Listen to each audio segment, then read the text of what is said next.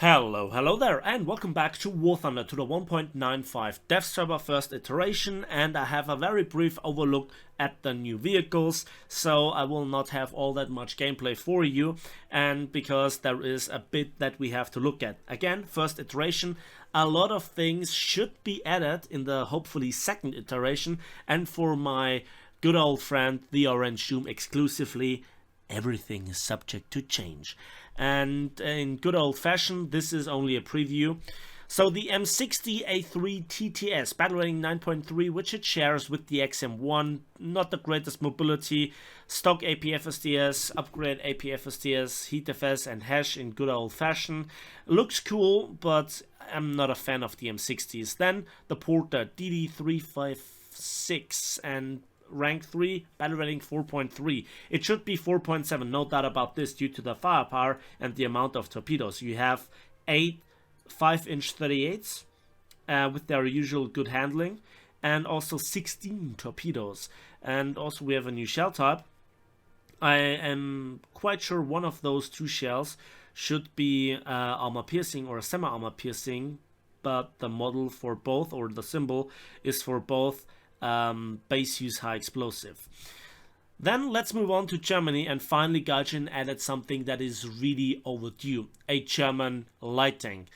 At battle rating 6.7, that is not premium. The Leichter Kampfpanzer M41, German Walker Bulldog, and it can scout, it can move around, it can win the scout battle, the flanking battle, and it also can help those heavies to repair faster and artillery strike, but horrible stock grind. And only as a rank 3 upgrade you get the very first APDS in the game that has been added with the American back in the days. 232 millimeters of penetration, and then for good measure HeatFS with 254 millimeters of penetration. So definitely a good addition, leaving only Britain at this battle rating bracket without good mobility. Then we have the Admiral Graf Spee. Beautiful ship, but this adds more problems to naval forces, as this is now escalating the most or the biggest caliber in the game significantly, from 8-inch previously to 11-inch guns, and they are just mighty. So let's just see what the high explosive can do with 23.3 kilograms of TNT equivalent. The turrets turn pretty quickly, they have armor, so they will not be knocked out by blast. And let's just have a look at it. 9,000 meter, let's correct it to the actual range. So the dispersion is quite wonky, the reload is mighty with 30 seconds instead of the advertised 24 on the dev block, but the damage is just... Boah, that was only high explosive. So this is just massive. And we're not even talking here about the armor piercing. I'll show you the stats in just a moment. So if you think that this is crazy, right? It's really satisfying, right? But it's way too much. I'll show you in port why. And it's obscene, and that's only the high explosive, not even mentioning here the semi-armor piercing and the armor piercing. And then there are the secondaries, which are more or less the same as from the Emden, and you practically have you have 4 Emden guns per side, with the high explosive, with the armor piercing, semi-armor piercing, and you just can work over those destroyers while your main guns reload, or if they're knocked out and have to be repaired, you know. You can whittle down destroyers and even cruisers effectively with them. High rate of fire, you have 4 of them in single mountings, and this is not even the 105mm anti-aircraft batteries included as the secondary armament, which is, you know, separated, which in my opinion is a little bit of a shame, but yeah, that's what the ship is. It's a beauty, it's mighty, it's powerful, and it adds more problems, because it has the battle rating of 5.7, and this is still the very same battle rating that the HMS Hawkins enjoys. And yeah, a brief overlook over the ammunition. As you can see, the 11-inch high explosive, 23.33 kilograms, muzzle velocity 910 meters per second. This is obscene. Then this is the armor piercing, 550 millimeters of penetration at 10 kilometers, still 372 with a nearly 8 kilogram TNT warhead. And the semi armor piercing escalates this to nearly 17. So this is a mega Kirov with armor and secondaries and torpedoes. Wow, just way too good. Armor, 100 millimeters bulkheads, 100 millimeters distributed armor scheme, which lets the shells explode before they come here to punch through the bulkhead in most of the situations. Barbette, 125 millimeter, turret face, 140 millimeter. The bridge, the conning tower, 150 millimeter, which is very good. Secondaries, very lightly armored. No turtleback, actually, but there is another internal armor of 40 millimeters. So this absorbs quite a few of splinters. And the deck, well, we have various different decks. 70 millimeter, 40 millimeter, 18 millimeters. Anti-aircraft defense is its great weakness.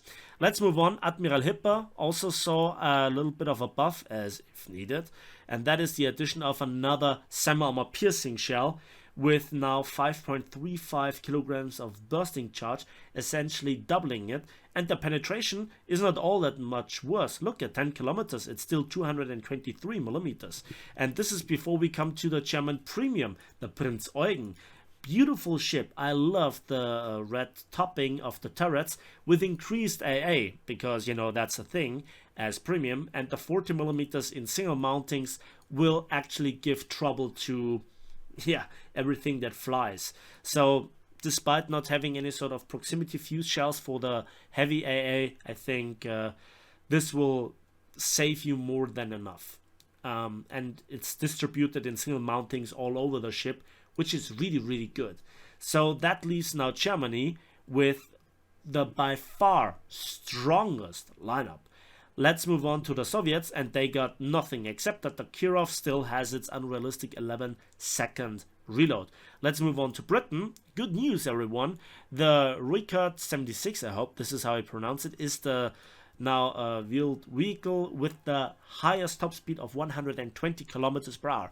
Probably not the best horsepower to ton ratio, but it still gets the job done with roughly 20. And on paved road, this will do the job.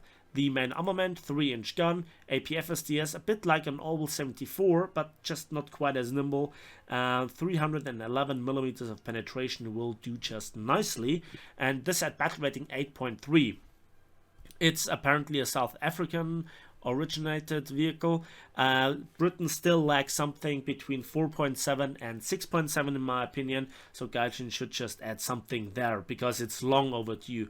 And then we have a completely irrelevant destroyer line in my opinion, this one here, beginning with the L-71 Hunt. And it's okay, 6 3-inch guns, but 4 of them are mounted in the back of the ship. 40 millimeter pom-poms, okay. Then more or less the same ship again, the L-79. Why? I don't know. Then the K-class, the F-37, here the HMS Kelvin, increasing temperature of the 360-degree back turret. See what I did there? Pretty quick ship, okayish firepower for its battle rating. But then the next thing is the Battle D-37, which is essentially a worse Battle D-14 because it has 1 gun less. So this is all that Britain gets to counter the Deutschland class. Well done, Gaijin. Let's move on to Japan. Type 90B. No, it's not the Wargaming Black Edition.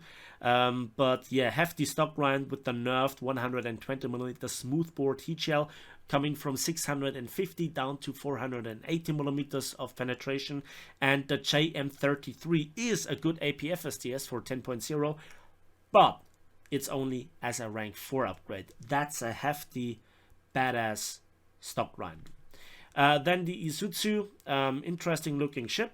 The main guns are okayish. They are very similar in terms of looks to the Chikugo.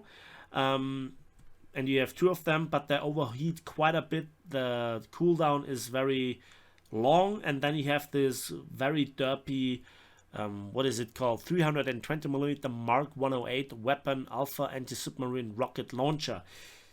Not very useful, to be honest. It's derpy, but okay. Then we have the Sendai, and that is more or less dead on arrival because it has to fight Deutschland class. Everybody will play the premium Admiral Hipper to get the Admiral Graf Spee, and you know, then you get dragged into 5.7s. It's a massive joke, right? So this is pretty much dead on arrival, but maybe you might be able to annoy them with your practically long lance torpedoes. And then the Sutsuya is finally the Mogami with the 6.1 inch guns. But reload, as you can see, wait just a moment, there we are, 10 seconds, and the turrets have practically no armor. I mean, the hull here is well protected in parts, strongest belt armor at the moment, but your firepower gets knocked out with splash damage, and then the ammunition isn't even all that good. Again, battle rating 5.7 with only 3.4 kilograms of TNT equivalent. Remember, the Brooklyn, as its counterpart, has 6-second reload with 5.88 kilograms of TNT filler. And then the semi-armor piercing or APHE BC round, also not very impressive. Good mass velocity, but the penetration is okayish, I guess. It's in fact pretty good actually for a 6-inch gun, but the bursting charge leaves things to be desired, as well as the very pitiful anti-aircraft firepower, but at least you have a lot of those long lance torpedoes. So the entire 8-inch gun got now moved up to rank 5 without there being a rank 4 premium for Japan. I hope this gets changed. And look at this turret rotation speed. I mean, it looks extremely cool. I've given it that, but useful? We'll have to see. So I expected this to be actually the premium. So in this respect, yeah, things can change and will change. Maybe a second premium version with significantly enhanced AA gets there to be the premium. We'll see. But yeah, 6-second reload without armor, without the alpha strike on the HE shells. It's rough versus Brooklyns, it's even rougher versus Deutschland class and Admiral Hipper and premium version. So this is just overall massive balance fail at the hands of Gaijin. It's a cool looking ship, okay, but it has just so many weaknesses compared to the other 5.7 cruisers, and I absolutely don't like this. At this point, we should have a significant split of the 5.7s, with the best of them even being worthy of 6.7. I'm not joking here. And yeah, let's move on to China. 2 new tanks, the M42, but yeah, it's an M42. And the WZ-305 is a ZSU-57 in disguise. Not really that much more to be added. Italy got nothing. France only got the ML90, derpy looking wheel tank. I love it, but for 6.7 it effectively only got a heat round with 320mm and a smoke round, and the horsepower to ton ratio isn't the best, and we're talking about fully upgraded realistic less than 20, top speed 91. So that's quite a bit of difference compared to, you know, the best top speed of 120. And then we have the Swedish tanks. The SAV 2012-48, I think that's the date of construction, at battle rating 3.7. Let's have a test drive so that you can believe it. And that's an auto-loading cannon of 120mm caliber. So before we shoot things, or let's just shoot up certain things. So casemate tank destroyer, open top. Look at this reload, okay? Look at this reload. Bad shooting, but we have here the reload. And as you can see, it bounces off the front of a T-34 with these. And then you have to reload. And look at this. what the guys are sitting next to are the original warheads with propellant. And then you see those magazine feeding the one gun, right? And that's in fact like a 40mm Bofors, where the shells switch from very large to very small. Gaijin, what the hell? Please fix. This looks ridiculous.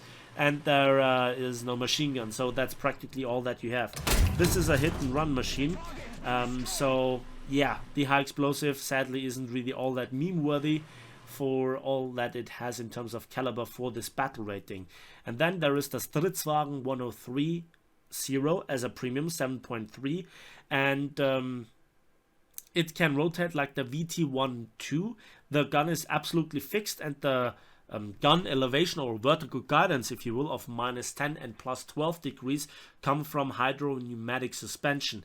The armor is 40mm thick, heavily angled, but we'll have to see how it actually deals with overmatch mechanics and just with the shells still going through, especially at this battle rating. Hash, heat, APFSDS, APDS. In fact, let's talk about the ammunition. You have 4 different shell types. The stock L7 APDS with nearly 1500 meters per second muzzle velocity.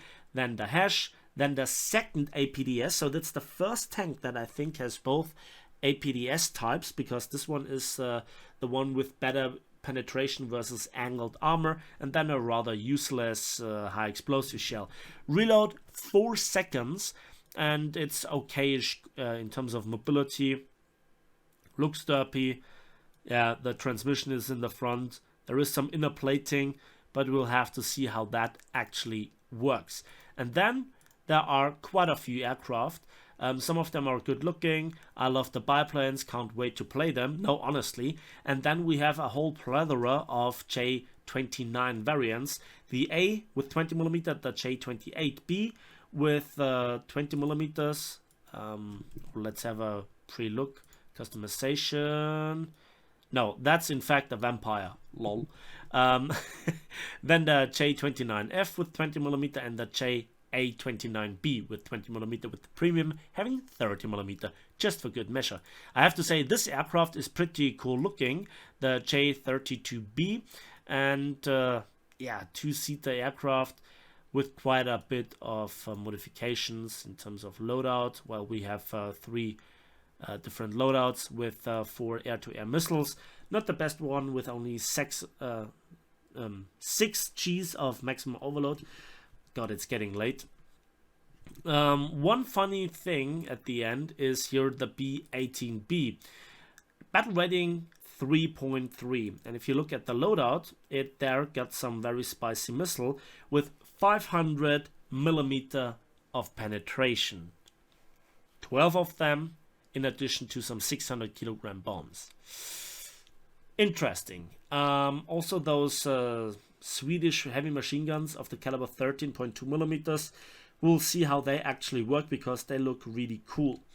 And that's already the overlook over the 1.95 dev server first iteration. I hope you enjoyed this video. I hope you found the very short summary with a very brief overlook entertaining, useful. If so, why not subscribe? Why not give this video a like if you did? And as usual, we will see each other on the battlefields, in the skies, and on the waves of War Thunder.